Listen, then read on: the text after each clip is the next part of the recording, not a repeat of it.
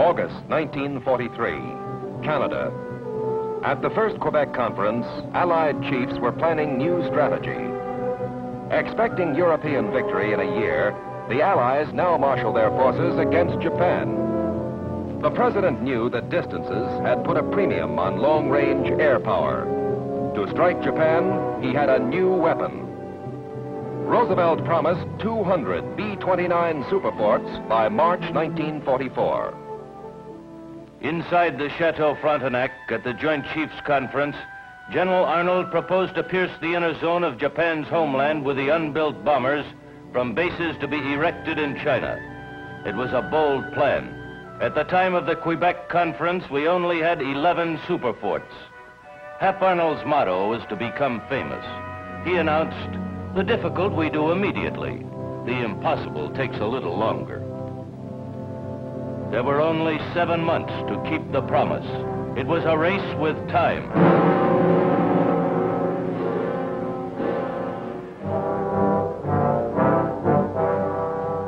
We aircraft workers came from all walks of life. A few of us had built planes in World War I. We were a part of the strength of America, now working for Boeing, Bell, and Martin. Their factories had sprung up across the country, in Georgia, Kansas, Nebraska, in the state of Washington. Things had certainly changed. In 20 years, America's aviation industry had come of age. Unskilled workers became highly productive because the cranes and jigs and tools were so designed. Boeing engineers helped us make a new wing that could carry more weight faster and higher than any we'd ever built. In each plane, there were 55,000 numbered parts.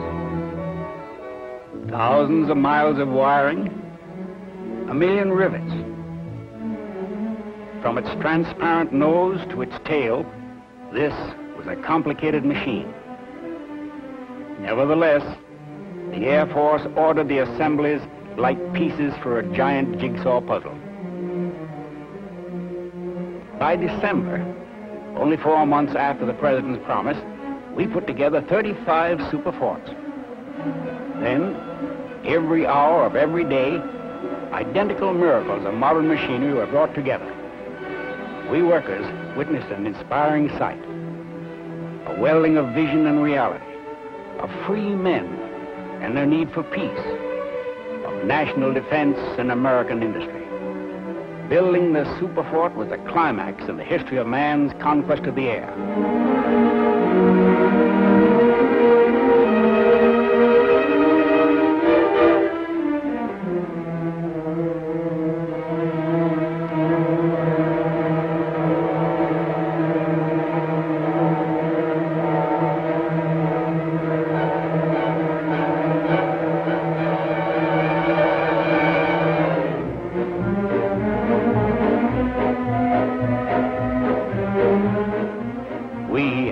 Bring to reality the dreams of Billy Mitchell and Frank Andrews, the plans of Hap Arnold and Tooey Spots.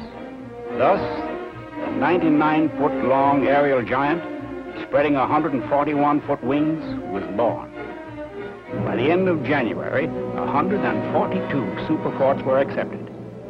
3/4 of America's promise and our pipelines were full. Here were 65 tons of fighting fury, the biggest, fastest, and most powerful bomber in the world.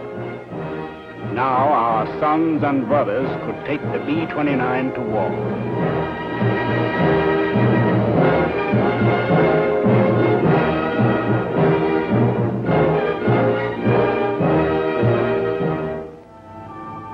sharp contrast, halfway around the world in China, the other half of the Superfort miracle unfolded. Armies of laborers were building a network of air bases almost by hand.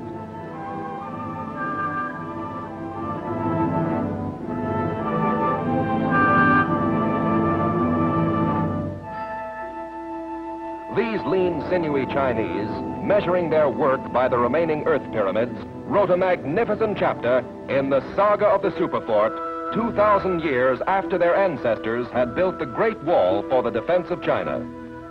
Here were the same primitive methods: baskets and hoes, muscles and goodwill, and wheelbarrows which squeaked to keep imaginary devils away.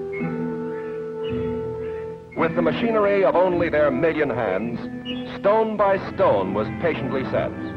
A modern Chinese wall was taking shape.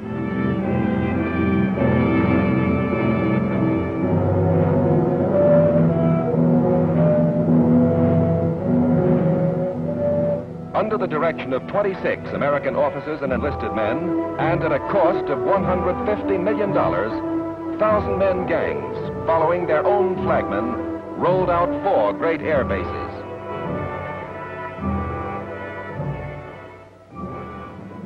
April 24th became a day for us in the 20th Bomber Command to remember. General Saunders and Colonel J. Carman led the B-29 parade into Chengdu. Nearly all the immense airfields were ready for business. They had been built in only 3 months. Here was our Superfort. It had hopped the Atlantic, Africa, and India. It flew from Kansas to China in a week. It didn't seem possible, but only a year and a half after the first experimental B-29 was flown, a fleet of American aerial dreadnoughts were arriving in China. Next stop, Japan.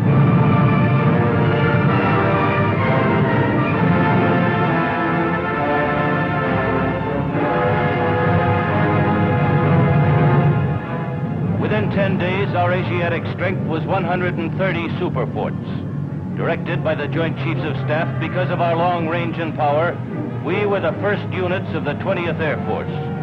The President's promise was being kept.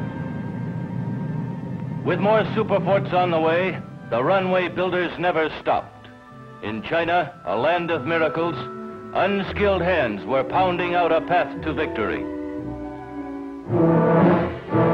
Meanwhile, in Japan, 1,500 miles to the east, other hands had forged a modern war machine. Geared for war since 1928, their production rolled on. Like the Germans, they believed their empire invulnerable. Since Pearl Harbor, steel capacity had doubled. 1/3 was hammered into ships, ships to exploit conquered lands, ships to support far-flung military forces. Though suffering from shipping sunk by the Allies, Japan maintained the world's 3rd largest merchant fleet with continued launchings.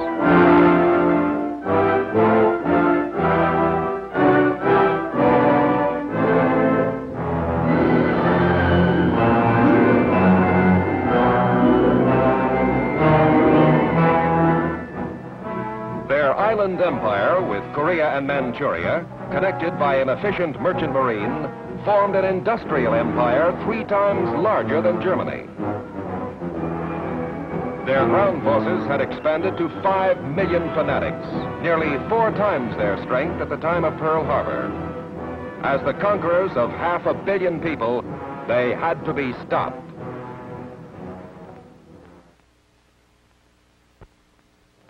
By June, our bases in China were working around the clock. The Joint Chiefs of Staff had ordered an attack on Japan. How many bombers could be sent? Our answer was 50. Not enough. Get at least 70. A maximum effort was necessary. It would relieve enemy pressure in East China, help the invasion of Saipan, our future Pacific base. Our target was Yawata, Japan's heavily guarded Pittsburgh. Yawata, which made 1/5 of all Jap steel. General Wolfe was winning the big gamble. His idea to train our crews while we tested the experimental B-29 was putting both men and planes in combat 6 months sooner. We were doing the impossible.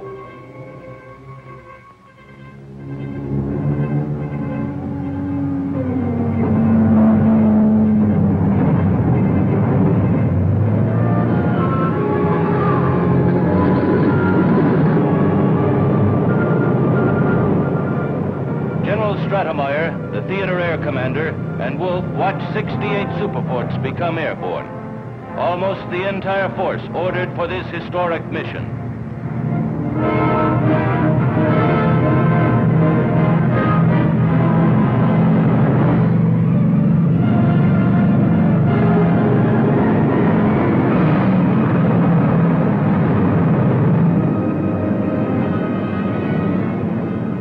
Followed the lead ship named Lady Hamilton. We followed General Blondie Saunders and his pilot, Colonel Howard Engler.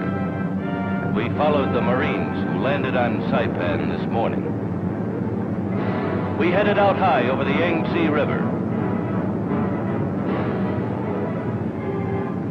Guided by our navigators, we began the long hop across the Yellow Sea.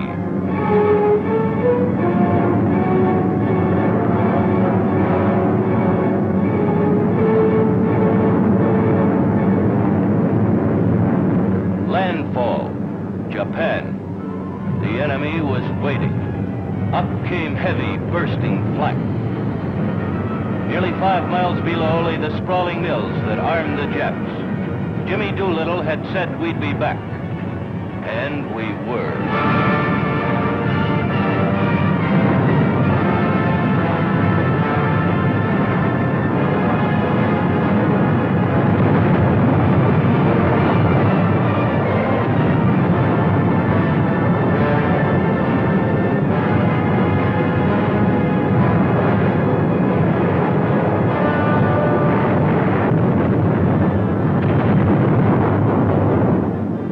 2.5 years after Pearl Harbor, our Superforts had struck Japan. Land-based planes dropped bombs through clouds on Yawata. Damage was done to the Kokura arsenal. Punishment to the steel industry was not extensive, but the B-29 Blitz was underway. A global bomber and a global air force were in operation. The beginning of the end of the Japanese Empire was underscored in exploding bombs that reminded the Japs of Pearl Harbor. The growing systematic waves of destruction had started. From China and later from Saipan, the Allies were forging a huge nutcracker to crush the enemy. General Arnold's determined order, make 'em the biggest, gun 'em the heaviest, and fly 'em the farthest, was carried out. He warned the enemy, no part of the Japanese Empire is now out of our range. No war factory too remote to feel our bombs. The battle for Japan is now underway with full speed ahead.